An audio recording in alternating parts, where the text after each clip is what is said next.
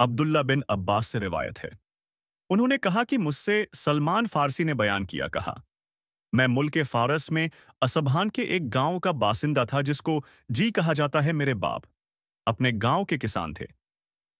अल्लाह की मखलूक में सबसे ज्यादा मुझसे उनको मोहब्बत थी।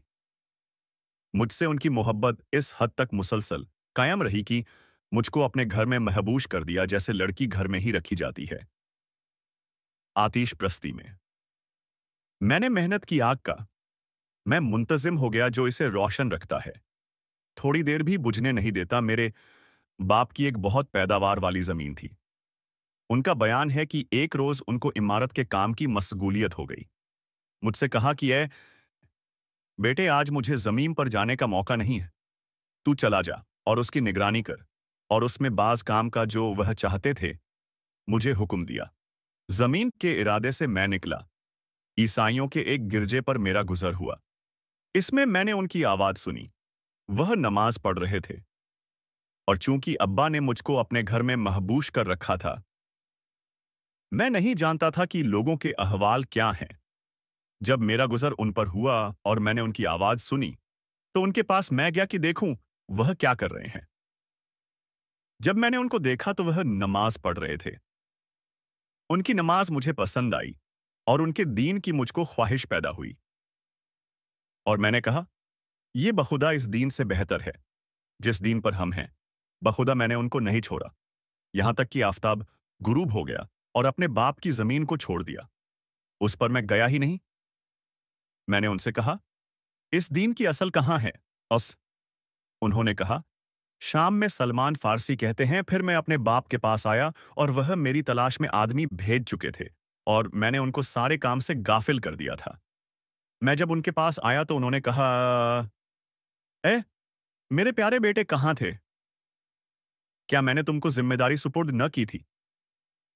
कहते हैं, मैंने कहा, अब्बा, मेरा गुजर कुछ लोगों पर हुआ। वह लोग अपने गिरजाघर में नमाज पढ़ रहे थे। उनका दीन जो मैंने देखा मुझे पसंद आ गया। बखुदा मैं उन्हीं के पास था, यहां तक कि सूरज गुरूब हो गया। मेरे वालिद ने कहा, मेरे प्यारे बेटे, उस दीन में कोई खैर नहीं था। तेरा और तेरे बाप दादा का दीन इससे बेहतर है। मैंने कहा, हरगिज नहीं, बखुदा वह हमारे दीन से बेहतर है। सलमान फारसी कहते हैं कि मेरे वालिद को मुझ पे अंदेशा हुआ। उन्होंने मेरे पैर में बेड़ी डाल दिया, फिर मुझको अपने घर में कैद कर दिया। मैंने ईसाइयों के पास आदमी भेजा। उनसे कहा, जब तुम्हारे ईसाइयों का तेजारती काफिला शाम से आए तो मुझको बताओ। उन्होंने ताजीरों के आने की खबर मुझको दी। मैंने उनसे कहा, जब वह अपनी जरूरत पूरी कर ले और अपने मुल्क की तरफ लौटने का इरादा करें तो मुझको इत्तिलाह करे। जब उन्होंने अपने मुल्क की तरफ लौटने का इरादा किया, मैंने बेड़ी अपने पैर से निकालकर फेंक दिया, फिर उनके साथ निकला, यहां तक कि शाम आ गया। जब मैं वहां पहुंचा, मैंने कहा, इस दीन वालों में सबसे बेहतर कौन है? उन्होंने कहा, कनिशा का पादरी।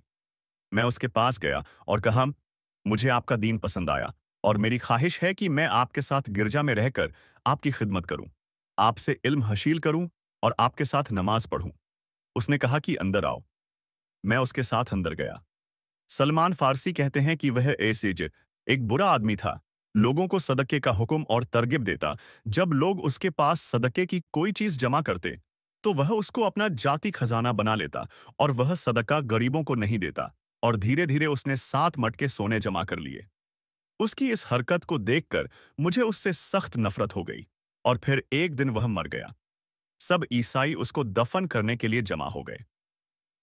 मैंने उनसे कहा, यह ऐसा आदमी था कि लोगों को सदके का हुक्म और तरगहीब देता, और जब आप लोग सदका लाते तो ये उसको अपना जाती खजाना बना लेता। उन्होंने कहा, तुम्हें इसके बारे में क्या मालूम है? मैंने कहा, उसका खजाना मैं आप लोगों को बताऊंगा। उन्होंने कहा, हमें वह खजाना बताओ। खजाना की जगह मैंने उनको दिखा दी। उन्होंने वहां से सोने चांदी से भरे 7 घड़ा निकाला। जब उन्होंने उसको देखा तो कहा, बखुदा, हम इसको कभी दफन नहीं करेंगे। उन्होंने उसको सूली पर लटका दिया और पत्थरों से मारा, और दूसरा आदमी लाए और उसकी जगह पर रखा।